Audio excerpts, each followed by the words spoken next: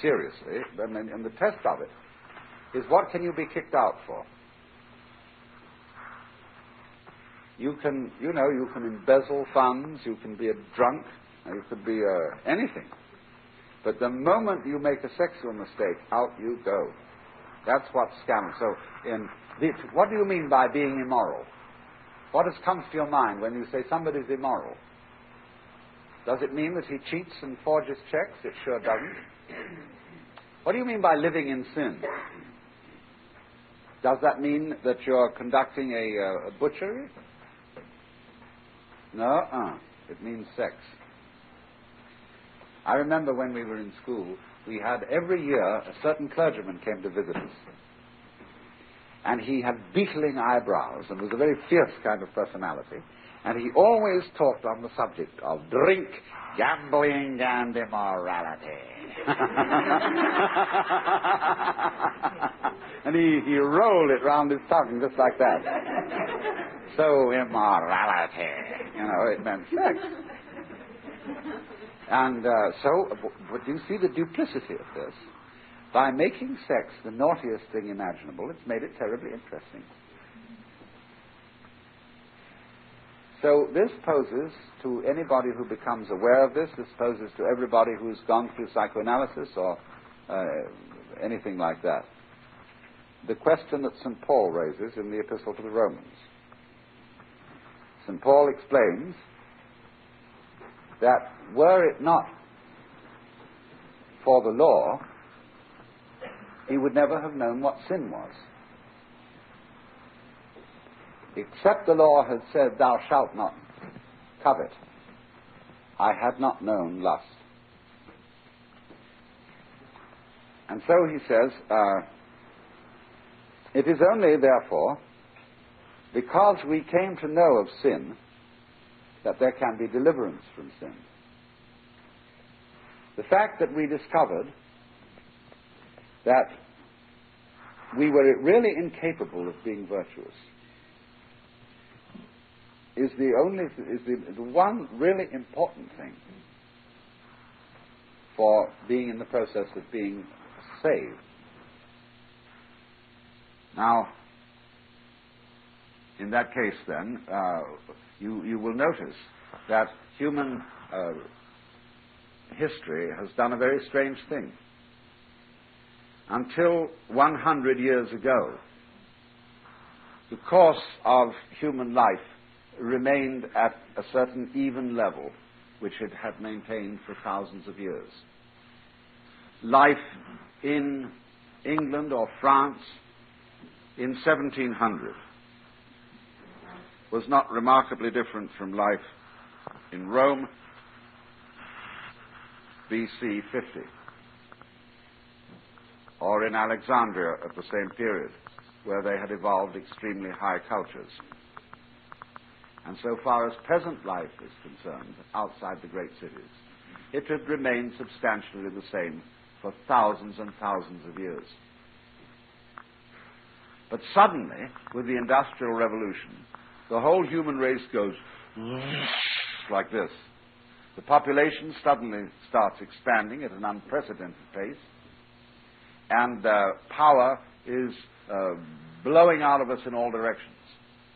Something quite different has happened. And the speed of social change, in other words, the rhythms of everyday life, are completely changed. Now, bees and ants have kept their life rhythms going for probably millions of years, without any change at all. They are very successful societies, and they are what you might call non-historical societies. They have no history, because they have a completely settled life, and in the same way, when human beings have a completely settled agrarian life, they do not record their histories. There is nothing to record. It's the same day after day. Are we, as someone has suggested, I forget his name, he wrote a book called Post-Historical Man, are we about to enter a non-historical stage? Spengler thought that we were going to turn into what he calls a fellahin culture, where we're an enormous milling mob of fundamentally people who are just getting by, and eventually we are taken over by various beneficent despotisms which run us like an anthill, and that this may go on for hundreds and hundreds of years. Or what is far more likely, are we going faster and faster and faster towards the point of blow-up, in which we turn into a star? Well, now, it is said in the Hindu cosmology myth that as the Kali Yuga progresses, it becomes easier and easier for anyone to be liberated. Right at the beginning of the manifestation, liberation was amazingly difficult. And the reason was that life was too good. It was so pleasurable and delightful that nobody wanted to leave it. Obviously not. Because if the fundamental game is one of hide and seek, and therefore the initial phase of the game is to get lost, then in that case nobody wants to wake up, because the Godhead doesn't want to wake up. Not yet. But then, as you see, you get bored with being merely happy, and you start getting adventurous. You get involved in more and more far-out situations in which you goose yourself, you thrill yourself with the idea of being out of control. Let go, let go. So therefore, you see, again, by studying our own energy patterns, we begin to understand what's going on in general. So in the same way, you might say that in the game of hide and seek, the hiding, the abandonment of control, gets more and more far out. But it goes along simultaneously with an attempt to control things more and more. Now, you remember how I described the two-way nature of a tree pattern, from the roots to the twigs, but also from the twigs to the roots. Well then, it is said by very deep Hindu metaphysicians that the pralaya and the manvantara, the manifestation and the interval between manifestations, are really simultaneous. If you're truly enlightened, you see that time itself is an illusion. There is in fundamental reality no succession. There is only the appearance of succession, as when you observe a Rorschach blot under the influence of LSD. It looks as if the blot is flowing into position. It is moving. You can see the paint or the ink or whatever is on it going, but it's always standing still and it's moving at the same time. So that's the situation we have. Eternity and time together. It's always there, but it looks as if it were changing. But it keeps changing into the same thing, hence the French proverb, plus ça change, plus c'est la même chose. The more it changes, the more it's the same thing. It keeps turning into itself. So the counter-movement is this, that at the end of the cycle, things get more and more out of control. And everybody, every individual, has the sense of powerlessness, that the government is out of hand, that nobody is put up for election whom we care to vote for, that the whole thing is a mess, and that you can't do anything about it, and the wars, which we don't want, get more and more imminent and dangerous. Yet at the same time, we are trying to control everything, And so government gets more and more uptight. And at the same time, since we are coming to the end of the cycle, in which the divinity wakes up from the dream, more and more people are beginning to have mystical experience. That is the waking up process. But then, in all this, there is the kind of terror, you see, of waking up. Because that is a way of experiencing one's own hush to oneself. That is to say, when you want to play hide and get lost and imagine that you are all this, and that is your firm intention, so much so that it produces the vivid reality of all this going on, you are repressing who you really are, what you really are. And that repression, when uncovered, is experienced in the form of terror at finding out. Don't look into the secret box. See? There's always something. There's always a forbidden area. There's always something behind the scenes with a sign that says, keep out. You mustn't find out what goes on in there. And so, naturally, the suspicion in which the mystics have always been held is that they disobeyed the keep out sign. They looked under the carpet. They peeked through the bathroom keyhole. They found out what was going on behind the scenes. The mystic is a peeping Tom.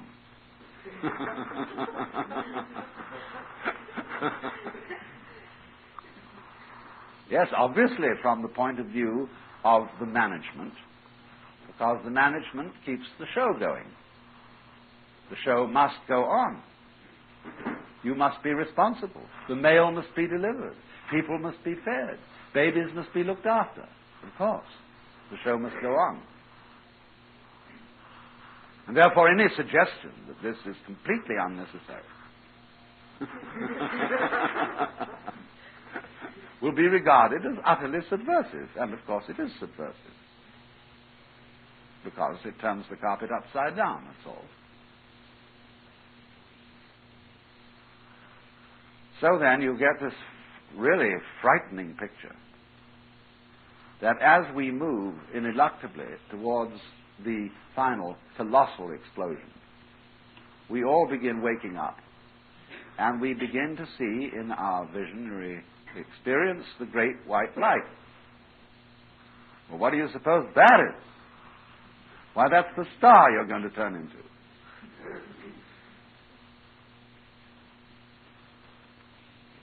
The light of glory. God in the form of the sun. The greatest and most ancient symbol, even used by Christians, is when God is called the Sun, S-U-N, of justice, and is born and in the form of Christ at the winter solstice, which is the period of the birth of the sun, because it is when the sun is at the lowest point in the midheaven and is starting to rise again towards the summer solstice.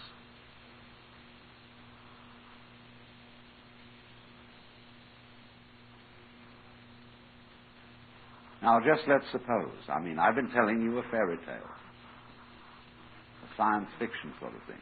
Let's say we're getting into a new thing called metaphysical fiction. And let us see that if that is the possibility, and what is actually happening, what will be our attitude towards it practically? We can react in horror and say, oh no, not that. Of course, it happens in nature all the time. Tribes of insects, all animals of various kinds, lemmings, methodically annihilate themselves. They commit group suicide.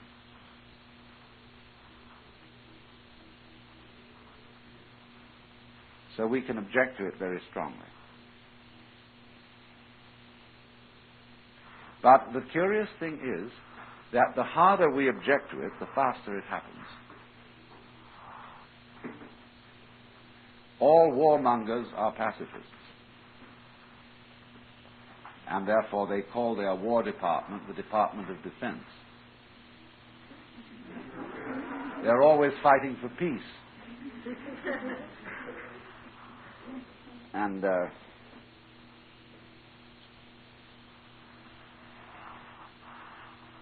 for justice or some good cause.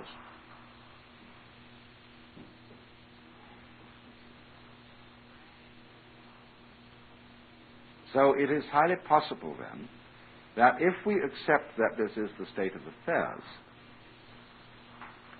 and we do not do anything to try to prevent ourselves from blowing ourselves up, that this could very possibly have a slowing down effect on the whole process.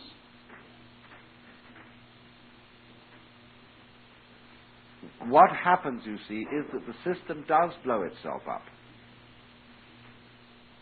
through expansion of its control over itself. So therefore, the more you have the powerful fascistic type government, whether it masquerade under the name of communism or capitalism or whatever, it's all the same thing. The government is invariably the most successful group of gangsters.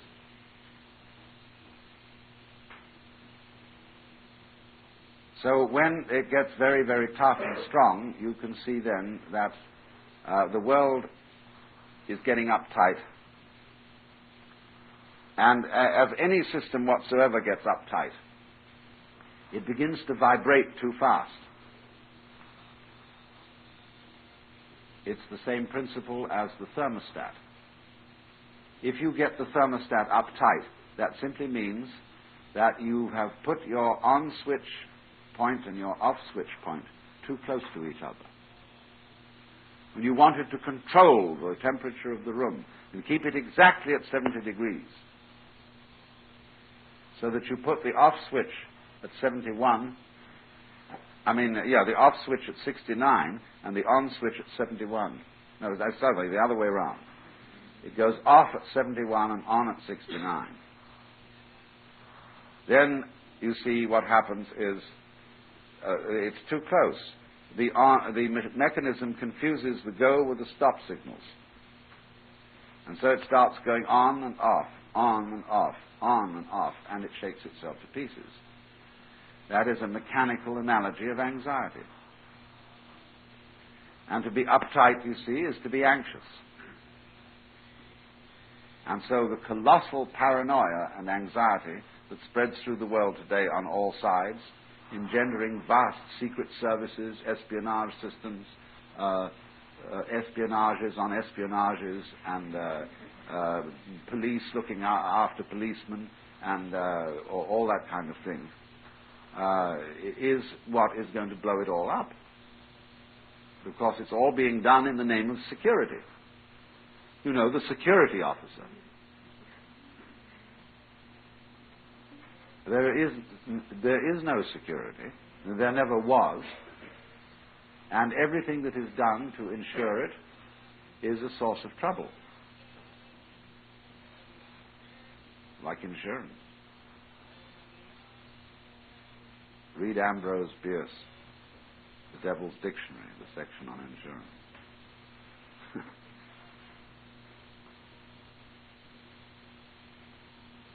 So then, the only thing that might be done is really to do nothing.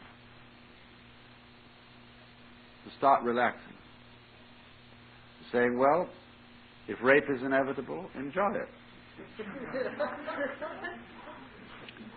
By doing this, we would considerably slow down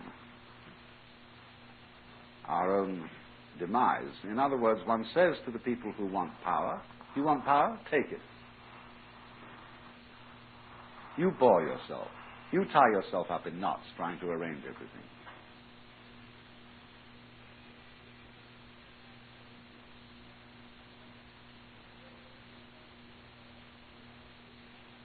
And I think that under such circumstances we would find there would be a considerable solution of problems.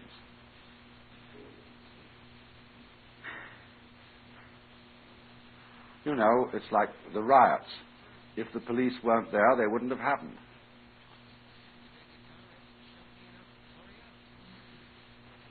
It was by anxiety to keep everything under control that you started a riot.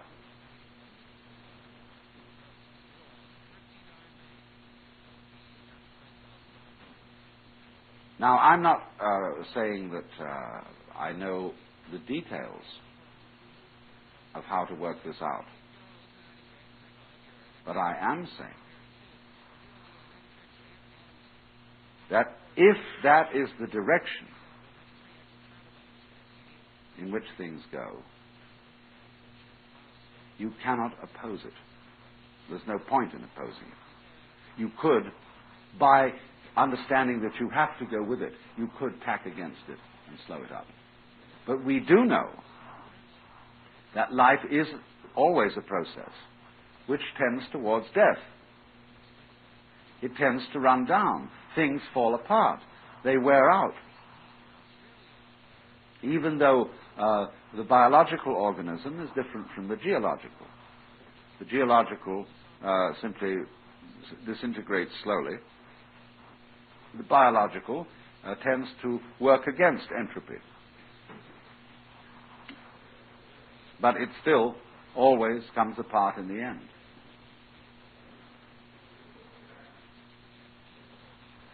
And therefore, we have to see that maybe one lives by accepting death just as one flies by an understanding of gravity.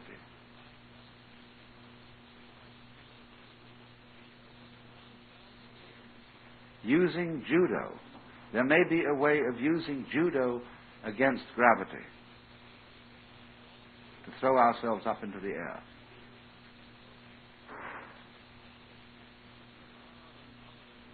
How do you suppose a salmon jumps upstream?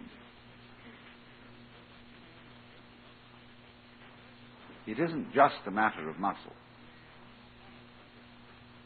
It's quite certain, I think, a question also of the angle of the tail to the falling water. It's like a dolphin can set its tail at a certain angle to the wave made by the bow of a ship and can skitter along the water riding on that wave. It's a big surf job.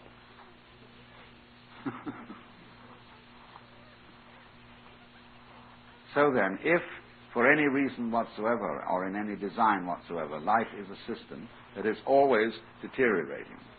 Sure, it may be going up like this, you see, but it always drops. And after it's gone like this and this and this and this for a certain cycle, it's going to go like this and this and this and this and this and this and this. Probably getting a bell curve or something in the end.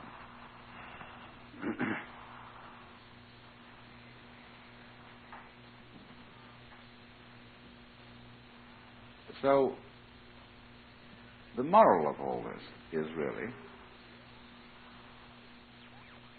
that the current fear, paranoia, mistrust of everyone and everything is itself the process of destruction.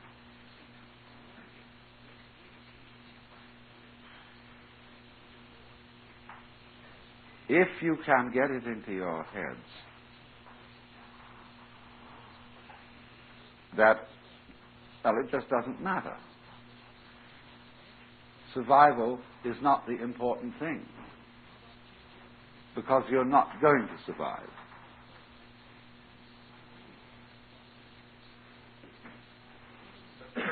This will do two things. One, it will eliminate an enormous amount of hostility and, as it were, trigger-happy fingerness.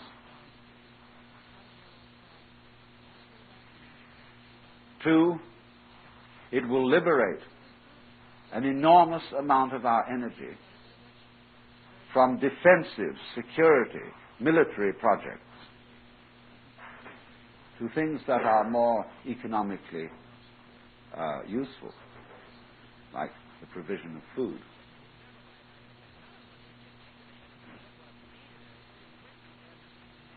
You cannot, you see, be even a good soldier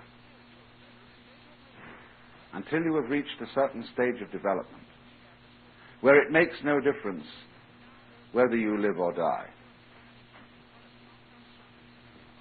This was always part of the training of the samurai, that before he could really learn the use of the sword under a skillful master, he had to get to the point where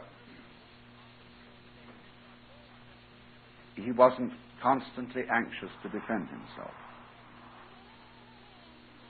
because that put his body into a certain kind of tension which rendered him incompetent. He had totally to overcome the fear of death. That was the first requisite. And you can overcome the fear of death only by realizing that it's completely inevitable, that everybody here is as good as dead, under sentence of death. Only because you don't know when it's going to happen. It isn't such a grim affair as somebody in death row, although it's just as certain. And just as they hire lawyers to put it off, you carry on business and generally delay your demise. The thing that makes the death row peculiarly awful is that it's all so deliberate. And nothing is more torturing to a human being than to be a complete social outcast, who are despised by everybody else. He has a real reason to feel paranoid. But otherwise, we are all just as much under sentence of death. And there simply is no point in straining to prevent this happening. That doesn't mean that you cease to take care in driving a car or to be sure that you don't eat poison and so forth. But it means get off the strain, the general uptightness about preventing one's own demise, and you'll live long. It doesn't seem logical, but I think I've demonstrated that it is. For you see, it is through the acceptance of death that you become suddenly charged with life. So I say, if you give up the impossible task, you have all the energy that you've been using to strain against the inevitable to do something great, so that you become alive in the degree that you accept death. This is true of the individual, and it can be equally true of society. That as society realizes that, we cannot hold the form of our nation, the form of our civilization, the form of our culture, we cannot stop that disintegrating, then the culture starts to swing. So it seems to me that the only time to begin that is now.